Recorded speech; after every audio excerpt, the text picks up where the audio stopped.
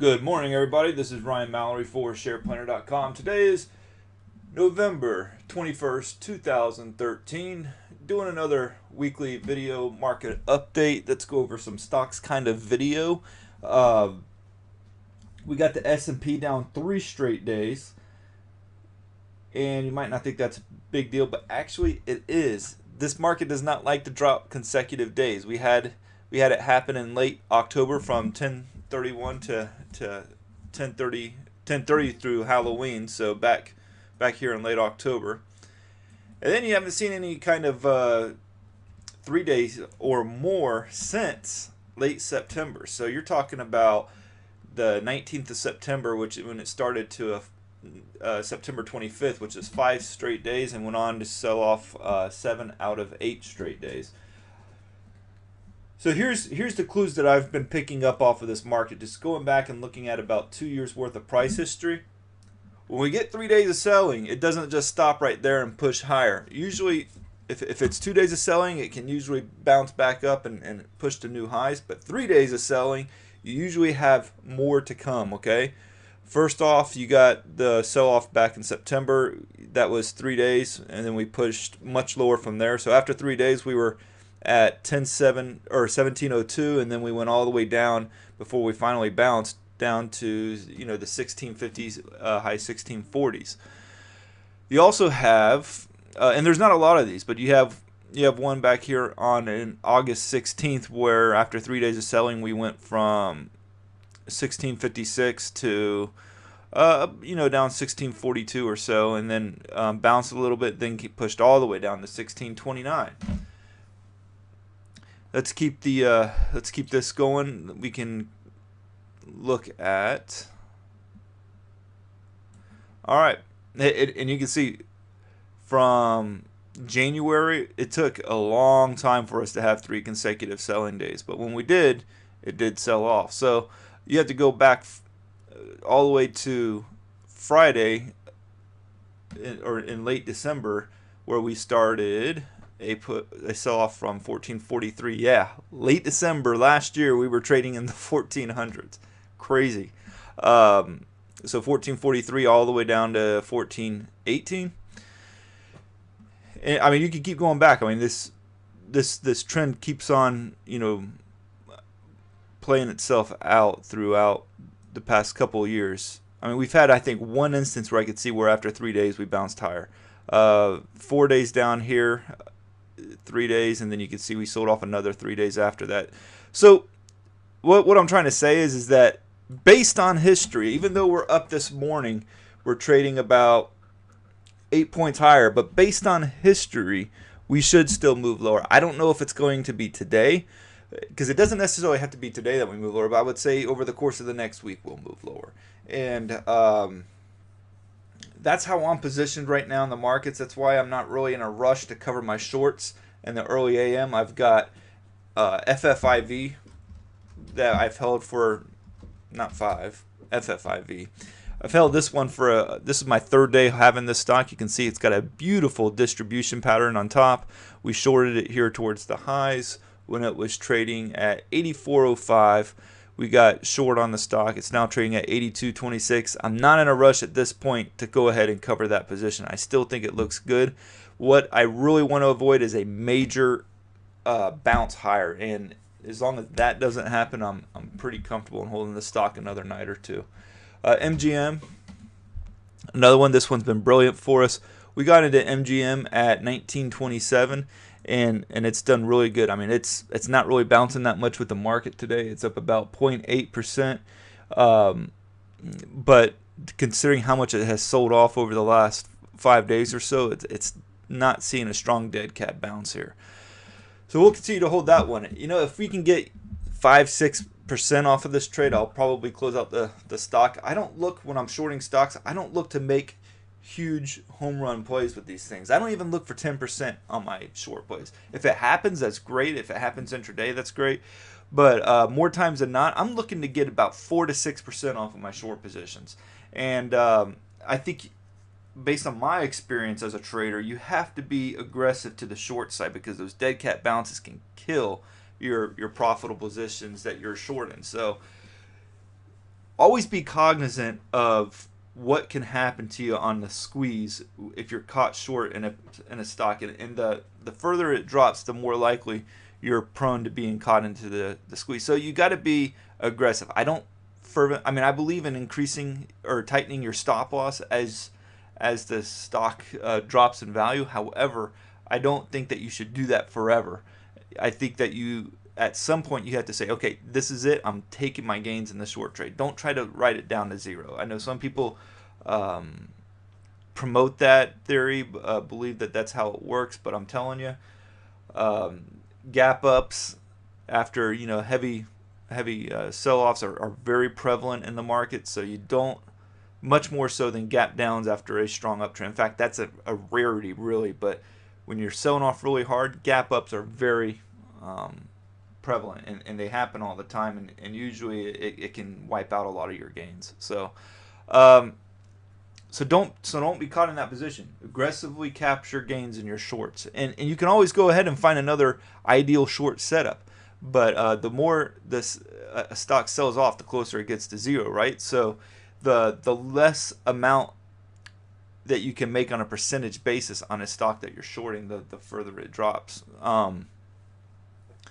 Think about it, and this is going to be an extreme example, but if you own a stock at $100, and this is a theory test. This is a theory to really make my point here. If you short a stock at $100 and it drops down to $90, well you've just made $10, okay, or 10% off of that trade. But after over the course of holding it, let's say you hold it and something dramatic happens. Let's say it's a biotech and it goes from $100 down to $10. Okay, well at that point there's really no logical reason for holding this stock any longer, because at that point for you to just get 1% in gains of additional gains, you need that stock to go from $10 to $9, which is a 10% drop, just so that you can get an additional 1% off of your original price basis. It works exactly opposite to being long on a stock. So that's an extreme example. Let me just repeat myself on that. But the point is that the more a stock sells off, the less that you're actually making on a stock on a percentage basis. So keep that in mind. But now back to the S&P. One thing that I do want to mention here on that, we and then I'll move on to some other stocks. We broke the the uptrend off of the 10.9 lows, and we were pushing up higher, and we broke that yesterday. It's the first time in well over a month that we've broken it. So the bulls have something, or the bears have something going for themselves on that point. But where I see this sell-off going to, at least near term, 1771. It represents this breakout level here when we pushed through this area here and made new highs. That seems like a logical place for this market to pull back to. Whether it bounces from there or not, if it doesn't bounce, then I'd say maybe 1750 becomes the next landing spot for this market. But keep eye on the 10-day moving average. What bothers me a little bit is that we bounced right off of that 10-day moving average. Not hard yesterday, but we are bouncing today off of it. And then the 20-day moving average here, as you can see back on 11.7, 11.8, we bounced pretty hard off of that 20-day moving average. So the 10 and the 20-day moving averages, if you can clear those, I think the bears have a lot of clear skies for them to push this market lower. Let's look at some of the bigger names. AAPL. Okay, this stock, consolidating nicely. You could say that might be a little bit of a bearishness creeping into the stock, as it's probably more of a descending triangle, and descending triangles are bearish. Draw it for you here. See that? So you could say if it drops below 512, that we could see a pullback down to like 490 or so. I don't think that would be the end of the world for Apple, quite honestly. But and also too, you're going to have some support at 510ish. So let's do this. Scrap the 512. Okay, yes, that's a logical that is a break of support. But after it breaks 512, it's got a clear level of support right here at 509 or so on this upward trend line off of the July lows. That's a pretty good solid trend line there. If it breaks that, then I'm going to get a little bit more bearish on the Apple stock. You can see I've drawn plenty of lines on this thing. Here's another thing to watch for. You can make a case that we got a bearish wedge going on too, long term. Just some food for thought. Google, when this is sort of interesting too, because when it was selling off here back in early November, I thought there was a legitimate chance that we could see 974 on this one. If it breaks 974, that it could really spook investors and start to fill this gap. So we start breaking some support right around here, and I'm thinking, okay, I think this is going to play out that way. And then, to my surprise, we just bounced really hard, and I think this was in conjunction with that huge rally in the markets that broke the market out of consolidation as well. And now you've got a strong potential for a move possibly to 1100. I mean, it's consolidating very nicely at the highs. It's at 1031 right now. I'd say above 1037. This is a full-fledged breakout play that I think is worth playing to the long side. And let's look at some of these other ones like Facebook. Heavily bearish on this one. There is nothing about this stock that I like whatsoever.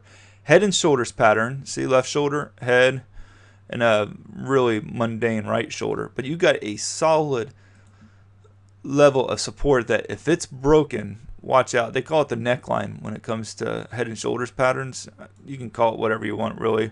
But if it can break below this 45.84 level, and it's not that far away, we're talking, a little more than 2% of a move to the downside. If it breaks that, I think a lot of people are going to get very nervous in the stock, maybe in a Tesla-like manner, not to the extreme, but to where you're seeing 4 and 5% sell-offs, just like what we saw earlier this week on Monday. The other thing, if you're going to short the stock, use this downward trend line to know whether or not the trade is still valid or not. If it breaks above this trend line, then you have maybe of a bullish bias that will be creeping into it, and you would want to cover your shorts. Finally, Tesla. All right, so when we saw our earnings, I actually tried to play this bounce like on 2 separate days. I took losses in it. I got out. I haven't touched it since. And there was actually very valid reasons for getting long on these days. The intraday patterns were ideal. I mean, they were great. But since then, it's done nothing but sell off, and thankfully, I'm not in any position or anything like that with the stock. But here's the thing with Tesla. I'm not bullish on it right now, but I think it's foolish to continue to pile on shorts on this position. I think that you want to be getting out or looking for an exit out of your Tesla short. Listen, you made a good run. You've seen the stock go from 195 all the way down to 120, and it goes back to that shorting at $100 versus when the stock gets down to $10. The same thing. The gains that you're going to be making from a 2% drop at $120 is far different if your entry price was in the 190s. So at this point, I'd be covering my positions and just moving on. I mean, maybe Facebook is that next short for you, but you have this head and shoulders pattern that confirmed, and a lot of times what people will use for targets on a head and shoulders pattern, they will take basically the confirmation level, which you could say is like 161.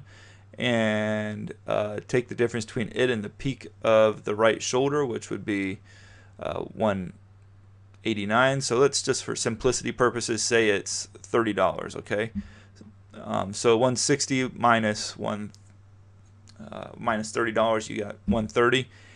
It's gone beyond the traditional target for a head and shoulders pattern at 120. So it even adds additional reason to say, you know what, I've made more than what I needed to make off of this trade. Let's move on to the next one. That's how I would approach Tesla at this point. That doesn't mean I would get long on the stock. I think it's got some issues, man. Whether that's the case with it fundamentally or not, it doesn't matter. The chart has issues, and I think that the easy money on the short's over.